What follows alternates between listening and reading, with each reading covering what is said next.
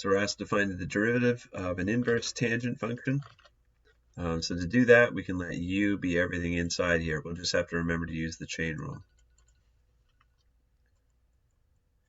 So the derivative of inverse tangent is 1 over 1 plus u squared, and then we need to multiply it by du in our case.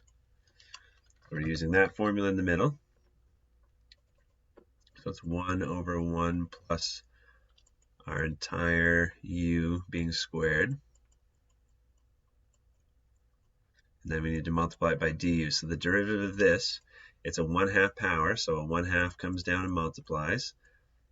The inside stays the same, and then it's the 1/2 gets reduced to negative 1/2 now, but we're not done because now there's a derivative of an even innermost function from that. We need to find the derivative inside this parentheses because we haven't done that yet. So chain rule happens twice here.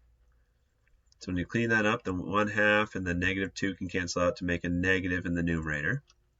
And then we can multiply the entire denominator by 9 minus x squared because it's a negative 1/2 power. You can make it positive by putting it downstairs.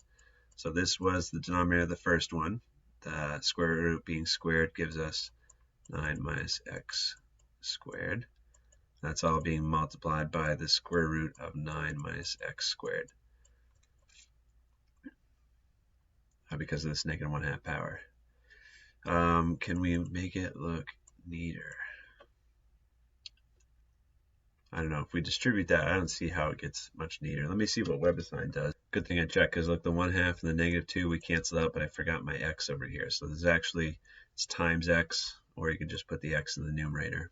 So this is right, but inside here we can simplify because it's 1 plus a parentheses with nothing in front of it. This is negative x over 10 minus x. No, wait, that whole thing's being squared. What did WebAssign do?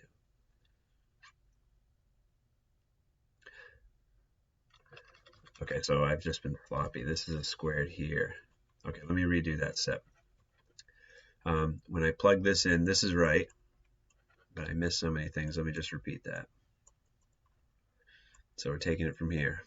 When I'm simplifying, the calculus is done. It's simplifying I got wrong. The 1/2 and the -2 cancel out, but you still have an x to the first power, so we'll put that in the numerator of the fraction.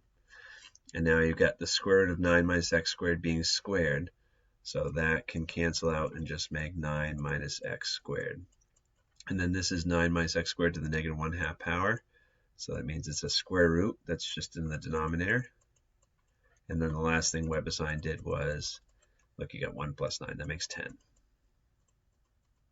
Okay, so this is the answer they had.